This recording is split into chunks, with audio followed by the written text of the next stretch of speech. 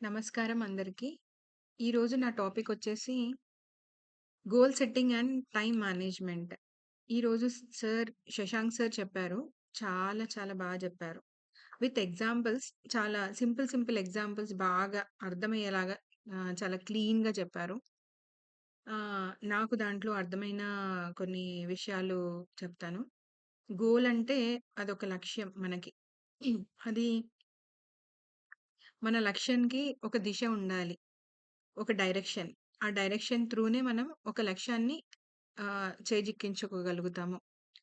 ఇప్పుడు ఎగ్జాంపుల్ తీసుకుంటే ఎంతోమంది మిలీనియర్స్ ఉన్నారు. వాళ్ళు కన్సిస్టెన్సీగా చిన్ రోజు ఒక పని చేస్తూ ఉంటేనే ఇప్పుడొక వాళ్ళొక లక్ష్యాన్ని రీచ్ అవ్వగలిగారు. అలాగే మనం కూడా కన్సిస్టెన్సీ అనేది ఎప్పుడైతే మనం మెయింటైన్ చేస్తామో ఆటోమేటిక్‌గా మనకి తెలియకుండానే మన గోల్‌ని రీచ్ అవుతాము. ఇదే మనకి ఆహ్, 'ద ఆర్ట్ ఆఫ్ అన్‌లెర్నింగ్' దాంట్లో కూడా ఆది సార్ ఎంతో చక్కగా ఎక్స్‌ప్లెయిన్ చేశారు.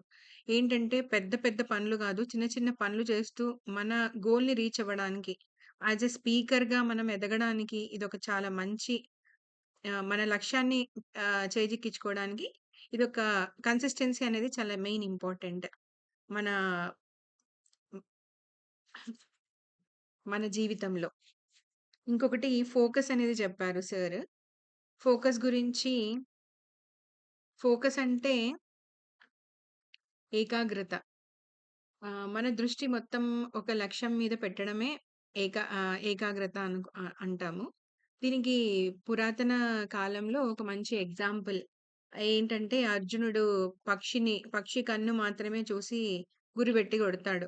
అదేంటంటే ద్రోణాచార్యుడు ద్రోణాచార్యుడు యుధిష్ఠిరుడికి, భీముడికి, దుర్యోధనుడికి, అర్జునుడికి ఒక పరీక్ష పెడతాడు. ఎవరు ఒక చెట్టు మీద ఒక పక్షిని చూడండి అనంటాడు.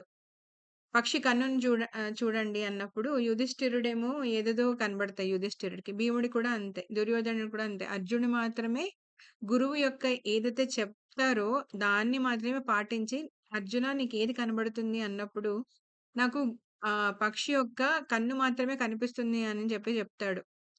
అందుకనే అర్జునుడు అంత పైనకి ఎదగగలిగాడు. ఎందుకంటే గురువుని ఫాలో అయ్యాడు కాబట్టి. ఇక్కడ మనం గూడా వాళ్ళు ఏదైతే చెప్తున్నారో వాటిని గనుక ఫాలో అవుతే ఆటోమేటిక్‌గా మన గోల్‌ని మనం రీచ్ అవుతాము. ఆబ్వియస్‌గా. మన ఫోకస్ కూడా ఎప్పుడు వాళ్ళు చెప్పే దాని పైననే ఉండాలి అనేది నా ఉద్దేశ్యం. ఇంకొకటి ఏం చెప్పారంటే గోల్, మోటివేషన్ అండ్ ఇన్‌స్పిరేషన్ అని చెప్పారు.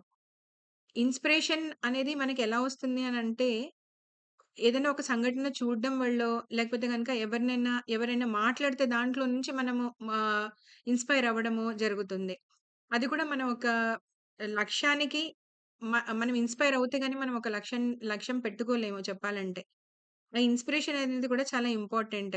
మనం ఒక స్ఫూర్తి మనం ఏదైతే గనక వేరే వాళ్ళ నుంచి ఒక స్ఫూర్తి తీసుకొని మనం ఒక లక్ష్యాన్ని పెట్టుకోగలుగుతాము.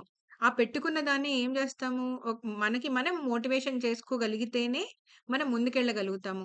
ఈ 3 చాలా ఆహ్, రోల్ ప్లే జేస్తాయి. మన జీవితంలో మనం ఒక లక్ష్యాన్ని చేజిక్కించుకోవాలి అనుకుంటే ఫస్ట్ ఇన్‌స్పిరేషన్ ఉండాలి. ఇన్‌స్పిరేషన్ అయిన తర్వాత గోల్ పెట్టుకోవాలి. గోల్ పెట్టుకున్న తర్వాత మనల్ని మనం మోటివేషన్ చేసుకుంటూ మన గోల్‌ని రీచ్ అయ్యేలాగా ప్లాన్ జేసుకోవాలి.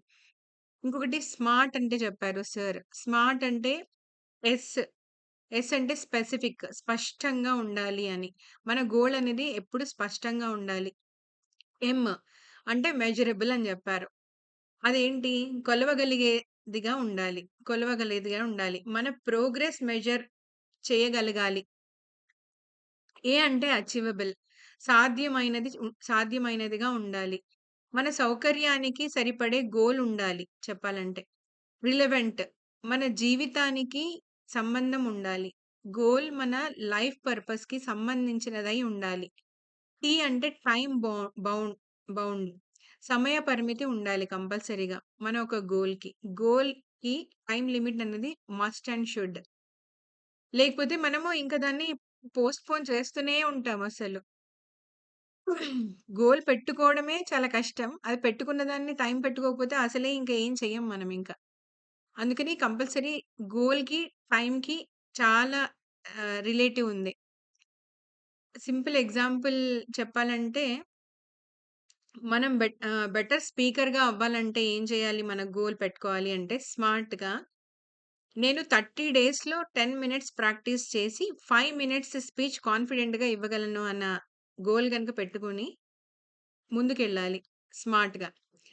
టైమ్ మేనేజ్‌మెంట్ గురించి కూడా చెప్పారు మనకి ఈరోజు క్లాస్‌లో. టైమ్ మేనేజ్‌మెంట్ అంటే ఏంటంటే, సమయాన్ని సరైన విధంగా మనం ప్లాన్ చేసుకోవడాన్ని టైమ్ మేనేజ్‌మెంట్. అందరికీ 24 గంటలే ఉంటాయి. బట్ మనం దాన్ని ఎలా యుటిలైజ్ చేసుకుంటున్నాం అనేది చాలా ఇంపార్టెంట్ మన లైఫ్‌లో. టైమ్ మేనేజ్‌మెంట్ ఎందుకు అవసరం అంటే, పనులను సమయానికి పూర్తి అవుతాయి. స్ట్రెస్ తగ్గుతుంది. లక్ష్యాలు త్వరగా సాధించగలుగుతాము. జీవితం క్రమబద్ధంగా ఉంటుంది.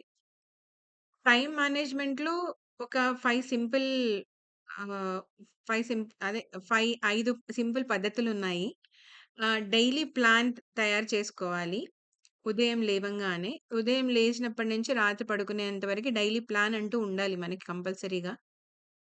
మళ్ళీ ఇంకా ప్రియారిటీ ఇంపార్టెంట్ పనులకి ప్రియారిటీ ఇవ్వాలి మెయిన్‌గా. ఏది ముఖ్యం, ఏది అవసరం లేనివి అనేది మనకు కరెక్ట్‌గా తెలిసి ఉండాలి. అప్పుడే టైమ్‌ని మనం కరెక్ట్‌గా యుటిలైజ్ చేసుకోగలుగుతాము. స్మాల్ స్మాల్ టైమ్ కూడా చాలా ఎంచుకోవాలి. అంటే ఒక్కొక్క నిమిషం కూడా మనం ఆలోచించాలి. డిస్ట్రాక్షన్స్ తగ్గించుకోవాలి. అంటే మొబైల్స్ చూడడం గాని, అన్నెసెసరీ చాటింగ్ వల్ల ఇవన్నీ కూడా డిస్ట్రాక్షన్సే అవుతాయి. మనకి సార్ చెప్పారు మనకి 11 నిమిషాలకు ఒకసారి మన మైండ్ డిస్ట్రాక్షన్‌లో ఉంటూనే ఉంటుందంట. ఆ డిస్ట్రాక్షన్ వచ్చినప్పుడు ఎలా తగ్గించుకోవాలి అనంటే, మంచినీళ్ళు తాగితే కొంచెం ఫ్రెష్‌గా మైండ్ అనేది డిస్ట్రాక్షన్ నుంచి బయటకొస్తది అని చెప్పారు. కన్సిస్టెన్సీ. కన్సిస్టెన్సీ గురించి నేను ఇందాకే చెప్పాను. కన్సిస్టెన్సీ అనేది మనల్ని కొంచెం కొంచెంగా మనల్ని మనం మోటివేట్ చేసుకుంటూ ఒక ప్రోగ్రెస్‌లో పెట్టుకోవడానికి కన్సిస్టెన్సీ అనేది చాలా ముఖ్యం మనకి. ఒక చిన్న కథతో ముగిస్తాను నేను.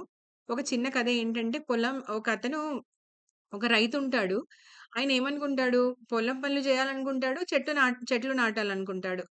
అప్పుడు ఆయన ప్లాన్ ఏంటి? ఒకటేసారి చేయలేడు గదా! పొలం పనులు ఒకేసారి, చెట్లు నాటడం ఒకేసారి చేయలేడు గాబట్టి, ఆయన పొద్దునేమో పొలం పనులు చేయాలనుకుంటాడు.